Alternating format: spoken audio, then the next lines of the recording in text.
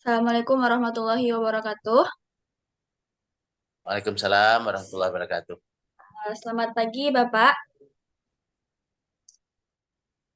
Selamat pagi, Mbak Kesa. Ah, Saat ini telah hadir bersama saya, Bapak Wakil Wali Kota Bukit Tinggi, Sumatera Barat, Bapak Marvendi.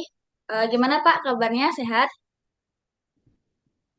Alhamdulillah sehat. Tapi mohon maaf nih pakaiannya seperti ini karena mau jadi inspektur upacara acara uh, peringatan Hari Pahlawan. Jadi mohon maaf ini gak terlalu resmi ya. Gak apa-apa Eh, ya. Halo Bapak. Mohon waktunya sebentar Pak untuk wawancara mengenai implementasi nilai Pancasila di kehidupan Bapak. Eh, Oh ini pribadi nih ya pertanyaannya. ya, Pertanyaan Oh iya. pertama. Hah? Bagaimana cara Bapak mengamalkan Pancasila dengan baik di kehidupan Bapak pribadi?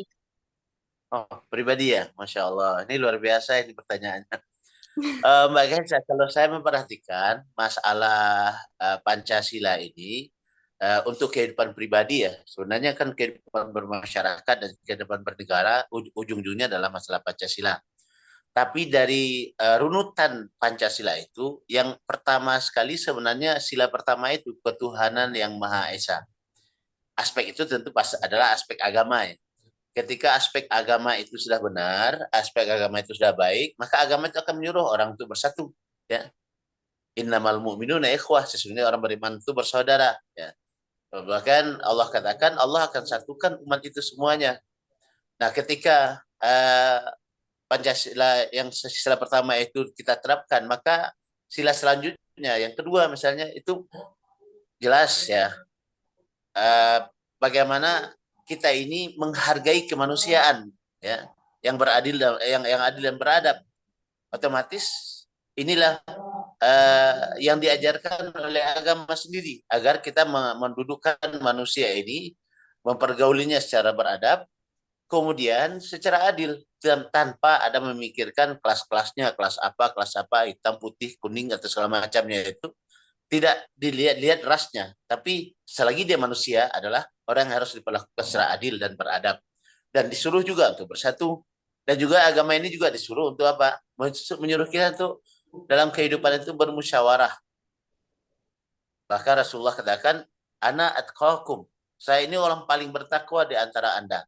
Walakinni aktsaru minkum suratan. Tapi saya orang paling paling banyak bermusyawarah di antara kalian. Coba Nabi saja bermusyawarah, apalagi kita. Dan yang paling penting sekali tentu ujung daripada target Pancasila itu adalah keadilan sosial bagi seluruh rakyat Indonesia. Ya, ini rakyat ini memerlukan memerlukan uluran tangan kita secara keseluruhan. Baik itu ya saling tolong menolong, baik itu yang kaitannya dengan uh, apa namanya nih uh, orientasi pemerintahan ini. Pemerintahan ini kita buat adalah untuk apa? Untuk mensejahterakan masyarakat agar semua masyarakat mendapatkan hak-haknya secara baik dan tepat. Mungkin itu Mbak Kesha. Baik.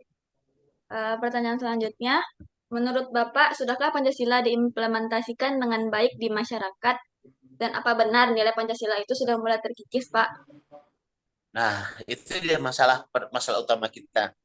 Hari ini terasa Pancasila itu seakan-akan sudah menjadi apa ya? Sudah menjadi barang yang uh, tidak terlalu lagi menjadi sebuah ideologi kehidupan, baik itu secara personal, baik itu secara bermasyarakat ataupun secara apa berbangsa dan bernegara.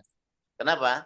Yang pertama tentu kalau bahasan yang pertama tadi nilai-nilai keagamaan itu sudah mulai terkikis. Ketika orang mulai beragama dan baik, dikatakan nanti ini anarkis, dikatakan politik identitas atau segala macam lah. Padahal orang melakukan nilai-nilai agama itu adalah tuntutan dari Pancasila itu sendiri. Nah, jadi saya perhatikan hari ini salah satu yang perlu menjadi sebuah pokok pikiran kita adalah bagaimana bangsa ini benar-benar melaksanakan nilai agama mereka masing-masing.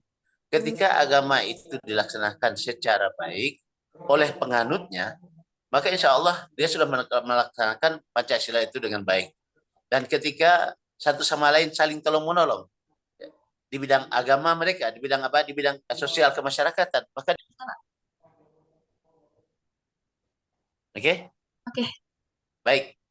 Bisa dilanjutkan ya. Jadi uh, apakah Pancasila itu nilainya sudah terkikis?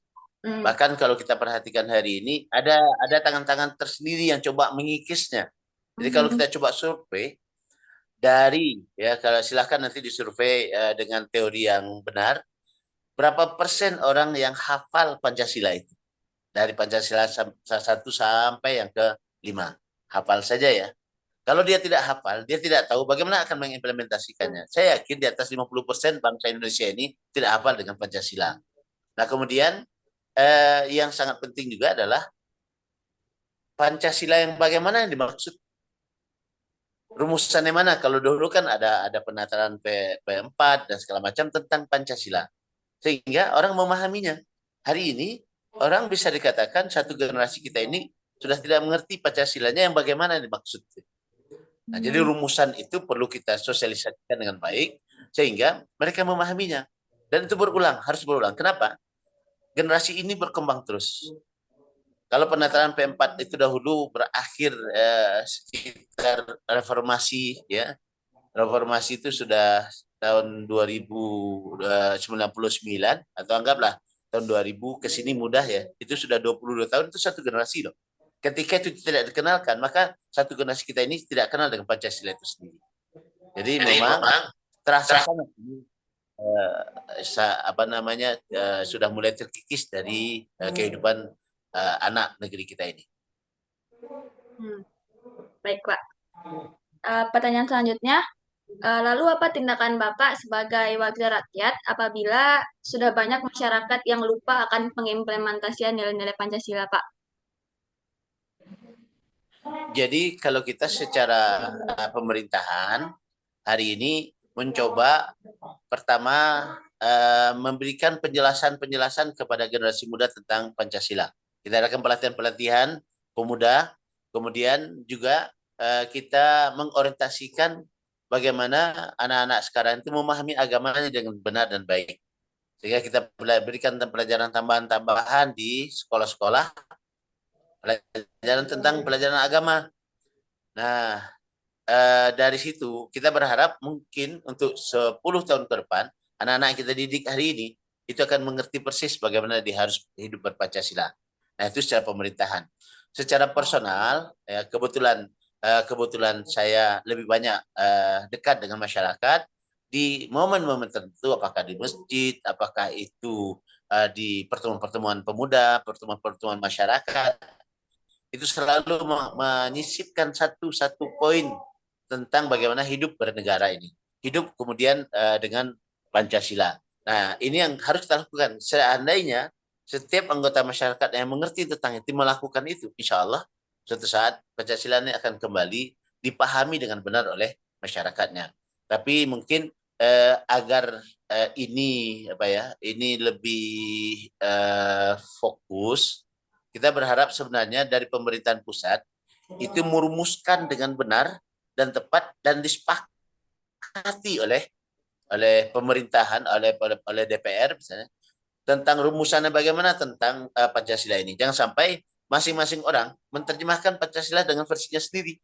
Kalau sudah dengan versinya, maka saat itu kita sudah berpecah belah. Padahal sila ketiga itu mengatakan persatuan Indonesia. Nah, jadi kita berharap ke depannya harus ada rumusan yang baku tentang Pancasila ini. Jangan sampai masing-masing menerjemahkan dengan diri masing-masing, saat itulah kemudian kita akan berpecah. Nah, mulailah mengkajinya dari founding father kita ya. Yang mereka maksud dengan Pancasila itu bagaimana? Nah, dari situ kita bisa akan melaksanakan nilai-nilai Pancasila dengan baik. Mungkin itu Mbak Kesha. Oke, baik, Pak. Terima kasih, Pak, waktunya. Sudah mau saya wawancara pagi ini. Terima kasih, Pak. Sama-sama, Uh, sama-sama, sama-sama. Syukran, Pak. Assalamualaikum warahmatullahi wabarakatuh. Assalamualaikum warahmatullahi wabarakatuh.